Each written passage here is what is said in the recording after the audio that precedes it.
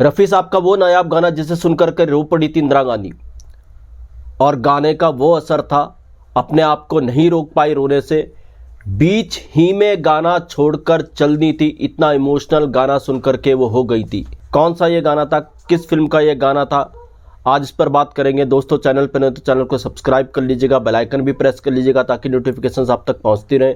नमस्कार, मैं महेश कोहली। बॉलीवुड संगीत के सफर से ये किस्सा शुरू होता है एक बहुत बड़े डायरेक्टर प्रोड्यूसर से। दरअसल ये जो डायरेक्टर प्रोड्यूसर थे, तो डायरेक्टर प्रोड्यूसर बनने नहीं आए थे पहले फिल्मों में, इनको हीरो बनना था।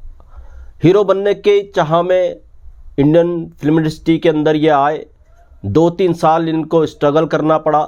एक दिन जब इन्होंने एक शूटिंग देखी दिलीप कुमार साहब और मीना कुमारी जी की, तो सेट पर इन्होंने डायरेक्टर विमल राय को देखा, तो इनको लगा कि इनको डायरेक्टर बनना चाहिए। तो अब इन्होंने ख्याल छोड़ दिया कि हीरो वो बनेंगे, इनका ख्याल था वो डायरेक्टर बनेंगे। मगर किस्मत को ये भी अभी मंजूर नहीं था। हुआ क्या था, ये हैदराबाद के टूर पर थे, तो रास्ते में इनको एक खबर मिलती है। उस वक्त हमारे देश के जो पहले प्रधानमंत्री हैं जवाहरलाल नेहरू साहब, उनका देहांत हो गया, उनका इंतकाल हो गया। तो जब नेहरू साहब की इनको खबर मिली कि हमारे जो पहले प्रधानमंत्री वो इस दुनिया में नहीं रहे, तो ये फूट फूट कर रोने लगे। हैदराबाद के रास्ते में थे, काफ़ी रोने लगे। और उनका ये भी कहना था कि इंटरव्यू के दौरान कह रहे थे कि ये वो वक्त था जब नेहरू से हर कोई जुड़ा हुआ था, हर कोई अपना जुड़ाव मानता था नेहरू जी से, ऐसा नेहरू जी का रुतबा था। तो ये भी रोने लगे, बुरी तरीके से हताश हो गए। तो खैर, ऐसी वक्त में इनके दिमाग में एक स्टोरी जन्म लेती है। इनको लगता है कि वो नेहरू जी के ऊपर एक फिल्म बनाएंगे। अब कहाँ तो ये डायरेक्टर बनना चाह रहे थे, पहले एक्टर बनना चाह रहे थे, अब इनके दिमाग में आया कि प्रोड्यूसर बनेंगे। तो खैर, क्रिएटिव ये थे ही, इनके दिमाग में एक स्टोरी सूझी। उन्होंने इस स्टोरी को पन्नों पर उतारा और ऐसी मार्मिक स्टोरी लिखी। जो सेंटर में थे नेहरू जी ही थे, नेहरू जी के इर्द गिर्द ये कहानी घूमती थी। और ये कहानी जिसको भी सुनाए सब इस कहानी को सुनकर के रो पड़े। अब इनके दिमाग में आया इस कहानी को वो प्रोड्यूस करेंगे और फिल्म बनाएंगे। जाहिर सी बात है, ज़रूरत थी पैसों की। कहाँ तो ये एक्टर बनने आए थे, उसके बाद में इनको ख्याल आया डायरेक्टर बनेंगे। सीधा प्रोड्यूसर ये बनने जा रहे थे। और कहानी को पर्दे पे लाने के लिए जाहिर सी बात है पैसों की ज़रूरत होती है। तो पैसा आएगा कहाँ से? इन्होंने अपनी बहन से मदद मांगी, तकरीबन 25,000 तक की मदद मांगी। इनकी बहन ने मना कर दिया। फिर इनके जीजाजी तैयार हुए 25,000 के लिए, मगर फिल्म 25,000 में भी कहाँ बनती। लोगों ने सलाह दी, इनको लगने लगा बजट कितना आएगा। फिर बताया एक्सपर्ट जो फिल्म के थे, भैया इस फिल्म में आपके बजट आएगा लगभग 2.5 से 3 लाख। फिर इन्होंने फाइनेंसर से बात की और इनका लक देखे जब फाइनेंसर ने कहानी सुनी तुरंत राजी हो गए। इस स्टोरी में इतना दम था, फाइनेंसर भी मिल गया। अब इनके दिमाग में आया कि स्टार कास्ट कैसे रखी जाए। तो ये प्रोड्यूसर, इन्होंने एक बार संजीव कुमार साहब का प्ले देखा था। संजीव कुमार साहब का जो नाम है संजीव कुमार, वो इन्होंने ही रखा था। उस समय हरिभाई जरीवाला के नाम से मशहूर थे संजीव कुमार, और थिएटर किया करते थे। तो उन्होंने एक वक्त में संजीव कुमार का नाटक देखा था, तो वहीं से इन्हें संजीव कुमार पसंद थे। तो इन्होंने कुछ भी नहीं थे, संजीव कुमार को कह डाला था मैं तुम्हें हीरो बनाऊंगा। अब एक नया इंसान जो खुद एक्टर बनने आया हो, फिर डायरेक्टर बनना चाह रहा हो, कुछ भी नहीं है, पैसा उसके पास नहीं है। संजीव कुमार साहब को उन्होंने उसी वक्त कह दिया था उनका थिएटर देखकर कि वो उनको हीरो बनाएंगे। ये अपने आप में बहुत बड़ी बात थी। अब ये सपना इनका सच्चा होता जा रहा था।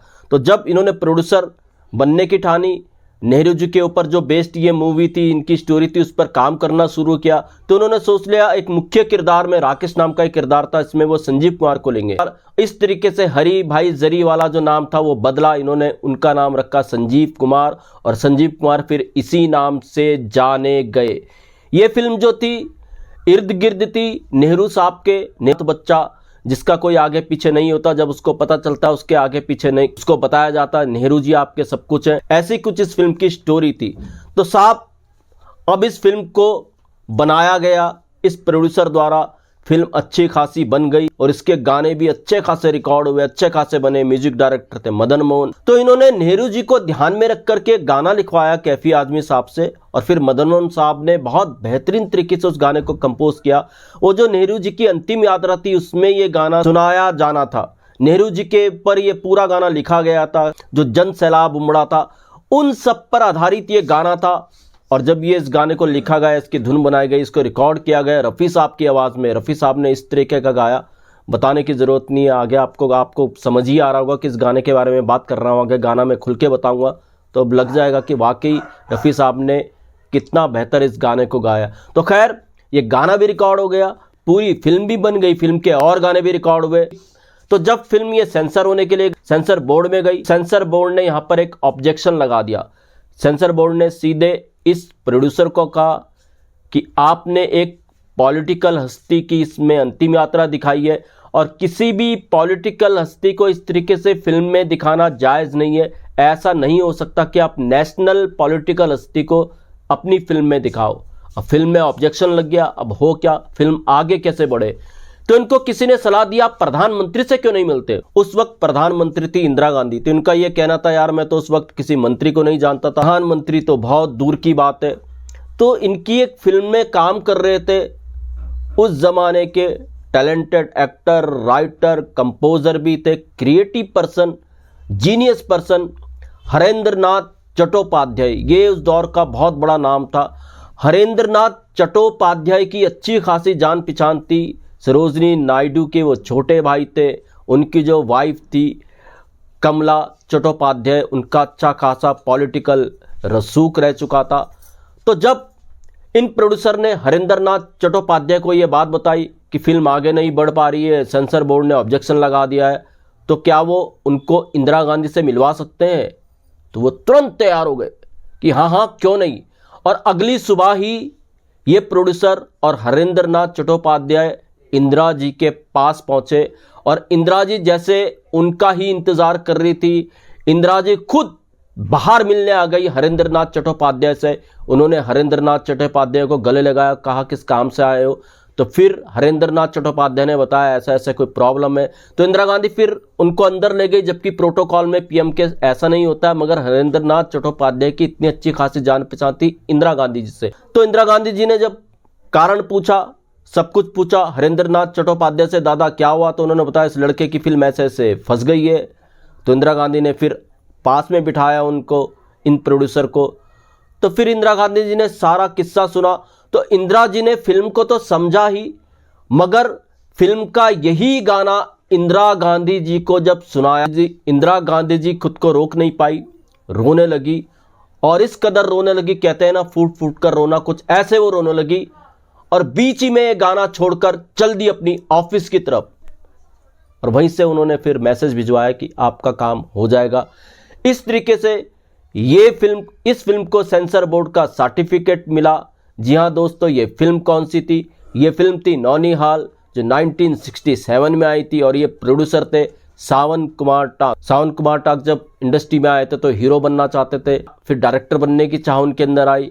पहले वो प्रोड्यूसर बने, नौनिहाल जैसे फिल्म उन्होंने बनाई, पहली उनकी ये फिल्म थी। में पहला ब्रेक जो संजीव कुमार को दिया वो सावन कुमार साहब ने दिया। सावन कुमार साहब अच्छा खासा बाद में उनका नाम हुआ, अच्छे खासे डायरेक्टर प्रोड्यूसर बने, मगर ये सच है वो आए थे हीरो बनने। तो खैर नौनिहाल का ये नायाब गाना था जो कैफी आजमी साहब ने लिखा था, संगीत मदन मोहन साहब का था, आवाज़ रफ़ी साहब की थी। ये गाना था मेरी आवाज़ सुनो।